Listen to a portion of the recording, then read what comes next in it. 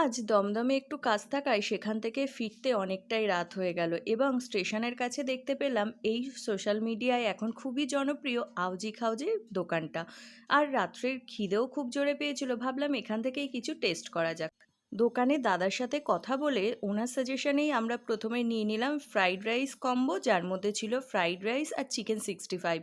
এটা চিকেন ছিল 4 পিস মতন, আর রাইসের কোয়ান্টিটি খুবই ভালো ছিল, একজনের পেট ভরবেই ভরবে। চিকেন 65-এর সাথে ফ্রাইড রাইসের টেস্টটা খুবই ভালো যাচ্ছিল। আর আমাদের এই কম্বোটার দাম পড়েছিল 80 টাকা। তারপর আমরা নিয়ে নিলাম চিকেন বিরিয়ানি। আর দেখতেই পাচ্ছেন হাঁড়িতে বিরিয়ানি খুবই কম আছে, কারণ আমাদের যেতে অনেকটাই দেরি হয়ে গেছিলো। তারপর বিরিয়ানিটা নেওয়ার পর দেখলাম দাম অনুযায়ী বিরিয়ানিটা ঠিকই আছে। একটা মাঝারি সাইজের আলু ছিল, 2 পিস চিকেন ছিল, ওভারঅল 49-এ ঠিকঠাকই আছে। আর আমরা টেস্ট করে দেখলাম। আর ভিডিওটা আমার ভালো লাগলে সাবস্ক্রাইব করবেন। রাধে।